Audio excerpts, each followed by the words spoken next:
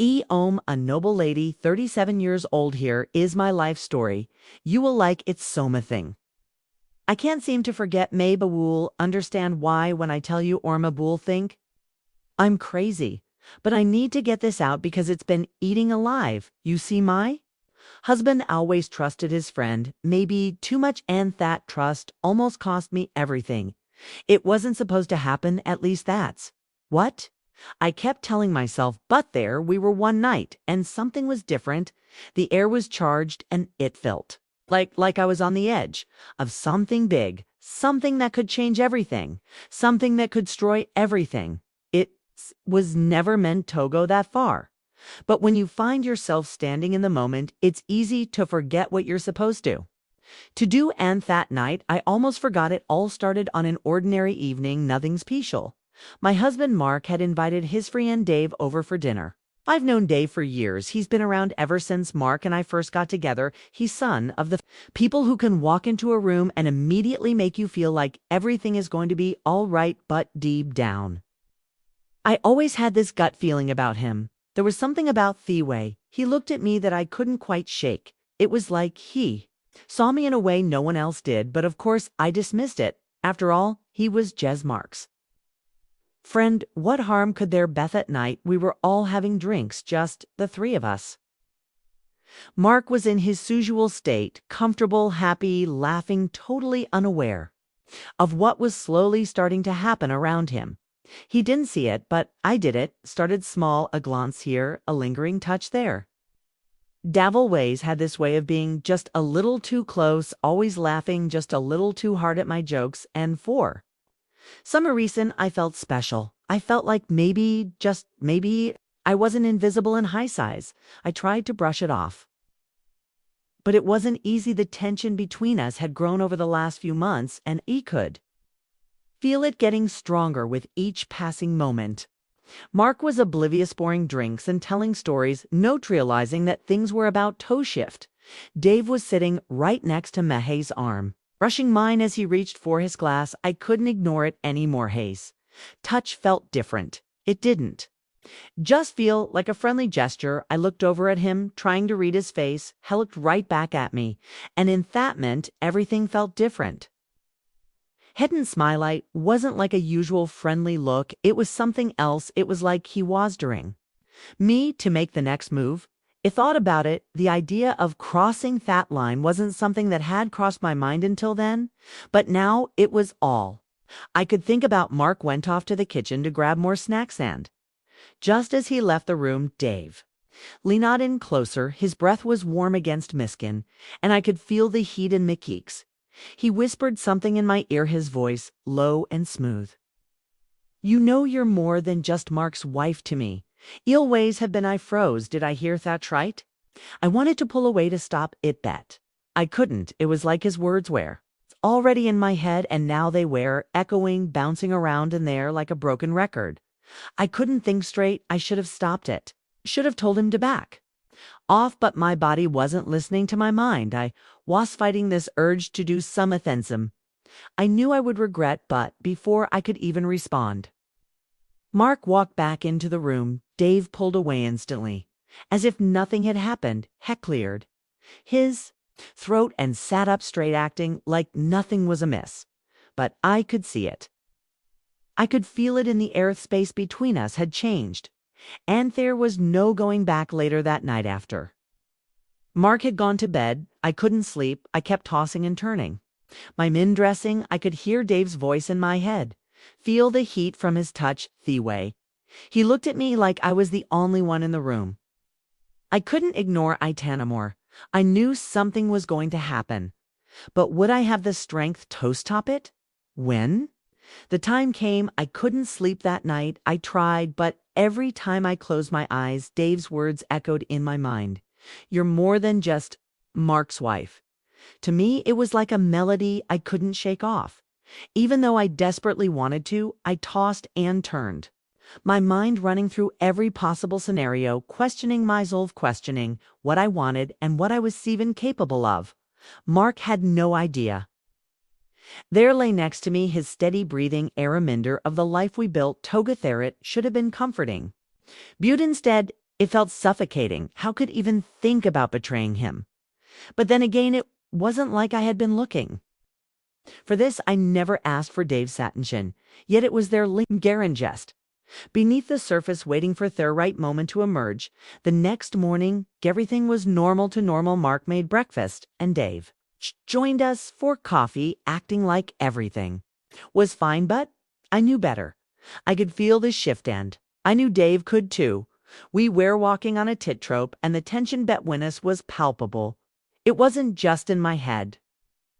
I could see it in his eyes whenever Mark wasn't around, the way he would glance at me just a little too long, his lips curling into a subtle lanowing smile. Tried to keep my distance to avoid getting too close, but it wasn't easy. The more I tried to ignore him, the more it felt like he was pushing back, testing the limits of what I would allow. One afternoon, when Mark was out running errands, Dave came over. I was cleaning up the living room when he knocked on the door. He didn't need to ask. He just walked in like he owned the place, a familiar gesture that made me feel both comfortable and uncomfortable at the same time. "Hey, Dave," said a bit too casually as he popped down on the coochie. "Was thinking maybe we could grab lunch simi time? It's just you and me." I froze. It was like something shifted in the air. This suggestion hung there unspoken, but loud enough to echo in my mind. He was trying to get closer, or was this just his way of being friendly? I didn't know what to say, of course. I could have brushed it off, said I was busy, but for some reason didn't. Instead, I found myself nodding almost absent-mindedly. Sure, that sounds nice. It wasn't like me. I never encouraged anything like this. I was loyal. I loved Mark. But the way Dave looked at me, it made me question everything. And that small, almost innocent invitation felt like a doorway, a painting when I wasn't sure I should walk through, but couldn't help but be drawn to. As the day passed, the tension grew. Every glance, every brush of his hand, us way both reached for something at the same time, felt like an invitation. It tried to focus on something else. Trito drowned out the growing desire that was pulling me in. But the more I tried, the stronger it became. I knew I was teetering on the edge, and part of me wanted to step back. I wanted to remind myself that I had everything to lose.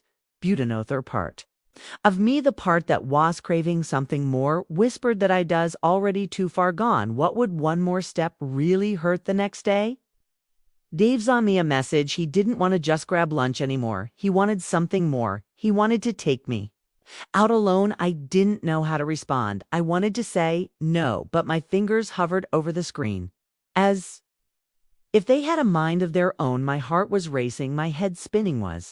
It was the moment where everything would change. I couldn't stop staring at the message on my phone. It was like time had frozen for a moment, and all I could do is look at the words Dave had sent. Asterisk. "I think we should get away, just you and me. We both know there's something here." Asterisk. I didn't know what to feel. There's a part of Method wanted to scream, delete the message, and never speak to him again. But then Thor was this other part, the part of Method I couldn't control, that wanted to say yes. It was the thrill of the unknown, excitement of doing something forbidden. I put my phone down, stood opened, walked around the room in circles. Mimind was a mess. Mark was going to come home soon. He'd never know what wash a pinning. He wouldn't understand feelings how could I even explain this to him? How could I explain how Dave made me feel alive in a way without Mark? Couldn't anymore. I hated myself for thinking that way, but I couldn't help it. I glanced back at the phone. The message was still there, sitting innocently, as though it was no big deal, as if Dave hadn't just dropped a bomb into my life. And now I had to figure out how to deal with the flute bot. I couldn't ignore it. It was like a magnet pulling me in, and I thought of texting back about telling him that it was wrong, that I wasn't going to do this, but I couldn't bring myself to type few words. I didn't send anything. Instead, I went about the rest of my day in a unable to shake the weight of what had just happened. Later that night, Mark and Andy sat down for dinner like we always did. Didn't notice anything different about me. He was in his usual happy-go-lucky mood, joking about his day at work and asking how mine was, but all could think about was Dave's message every time I looked at Mark. One couldn't help but feel like I was hiding something. and the guilt was suffocating. Me, it wasn't like I was doing anything yet. But the thought of it, the thought of Hut, could happen, that was the dangerous part. That was where I was getting lost next day. Dave called, his voice was smooth almost to calm. He asked if I was free. For lunch, just the two of us. I didn't know how to respond. I felt like all walls were closing in on me.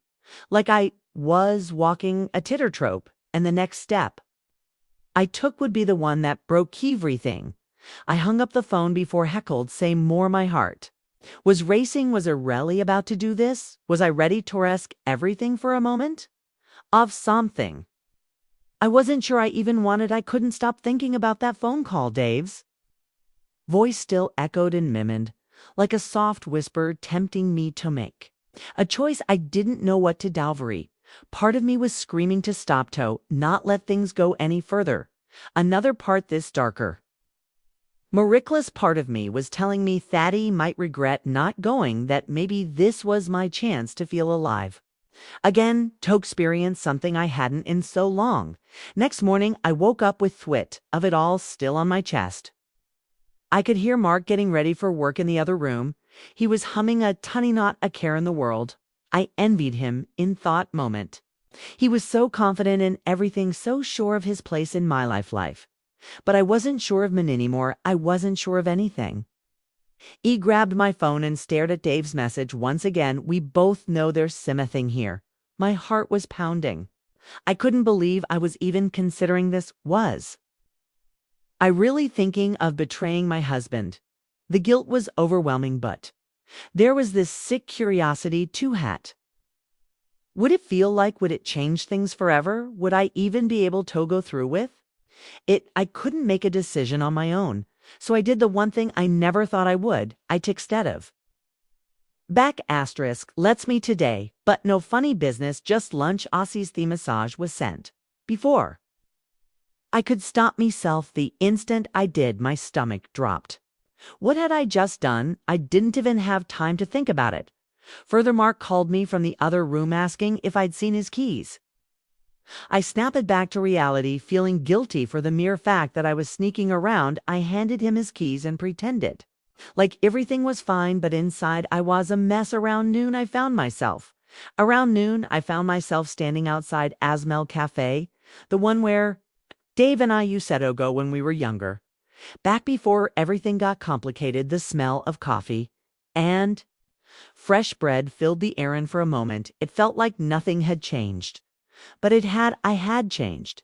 I was here, not for a casual lunch, but for something else. Dave walked up to me, a casual smile on his face. His jeans were tight, his shirt fit just right.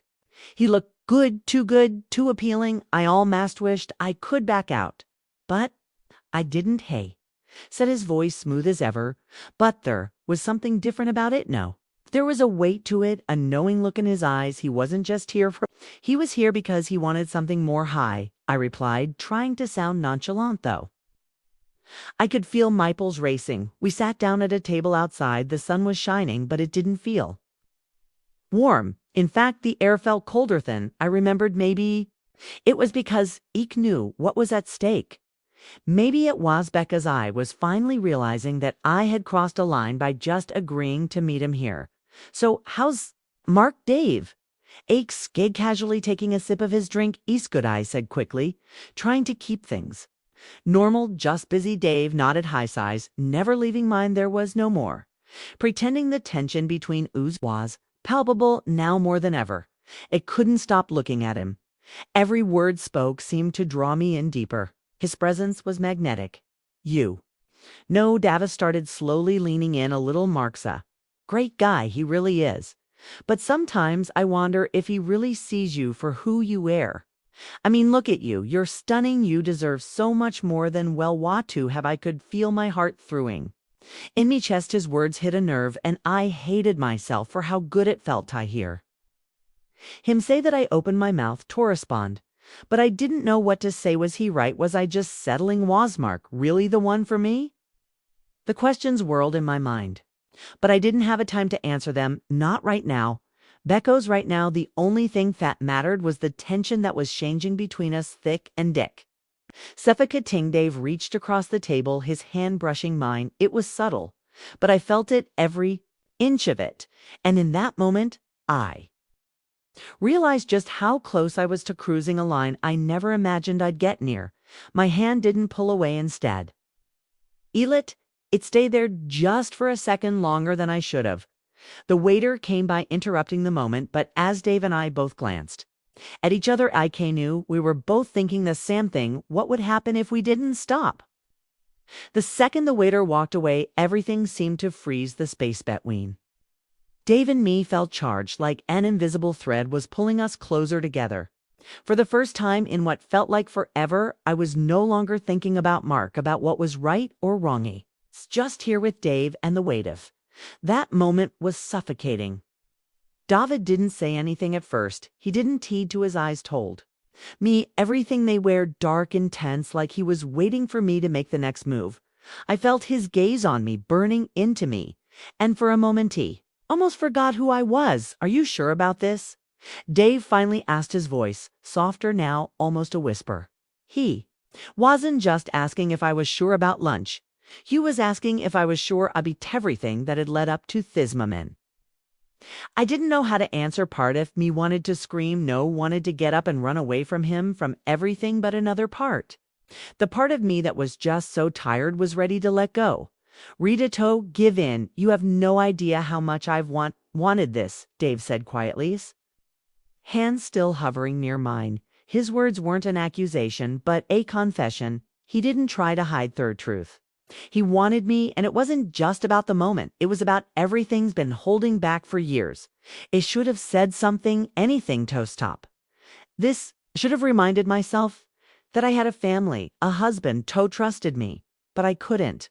I couldn't get words out. All I could think about was the way Dave's eyes made me feel alive, desired, wanted. "I don't know if I can do this," I said, my voice barely above ya. Whispered. The words felt like they were coaxing me, but they were the truth. I didn't know if I could go through with it, but I also didn't know if I could stop myself. "You don't have to, don't anything," Dave replied, his voice low, almost soothing. "I just want you to be honest with yourself. Do you feel it?" Toei wanted to say. No, I wanted to say that he didn't feel anything, that wasn't interested in him like that, but it couldn't lie. I felt it every second. Oh, fit. The tension, the desire, it was all there.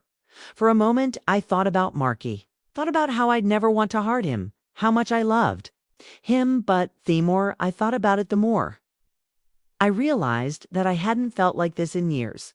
Maybe I was fooling myself, or maybe I was just tired of pretending that everything was perfect. I looked down at my hands, unable to look at Dav for a second. This was just about him. It was about me. I was the one who allowed things to go this far. I was Theon, who responded to his touch. I was Theon, who felt this pull toward him.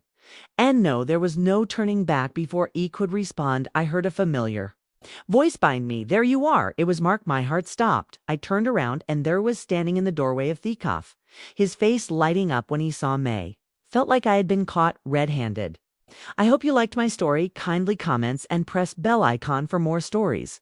Love you all, my viewers and listeners.